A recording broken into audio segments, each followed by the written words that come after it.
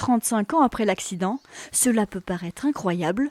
Pourtant, il suffit de se baisser pour ramasser encore des morceaux de carlingue. Le 23 novembre 1984, le choc entre deux avions militaires fait la une des journaux. 13 militaires, 13 aviateurs tués. C'est le bilan de la collision survenue hier après-midi près de Castres entre deux avions Transal en exercice.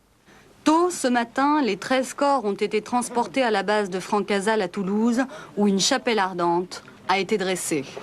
Les deux avions étaient partis de la base aérienne 101 pour effectuer une manœuvre. Ils volent à très basse altitude lorsqu'ils se percutent après une erreur de pilotage. Il est environ 16 heures quand ils s'écrasent sur ces terres. J'ai vu la fumée blanche, celui qui est tombé là, le premier.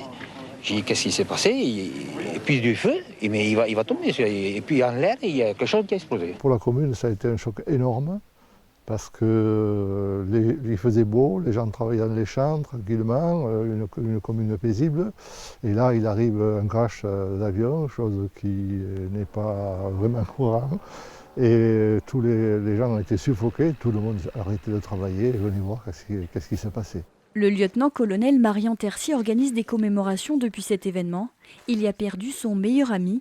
Ce jour-là, il lui avait d'ailleurs proposé de voler avec eux. J'ai dit bon, ok, je viens.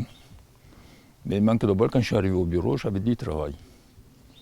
Alors il me téléphone, il me dit alors tu arrives? Je dis non, je peux pas.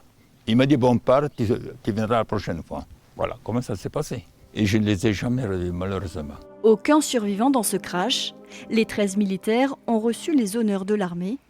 35 ans ont passé. Les terres du Tarn gardent les stigmates de cet accident.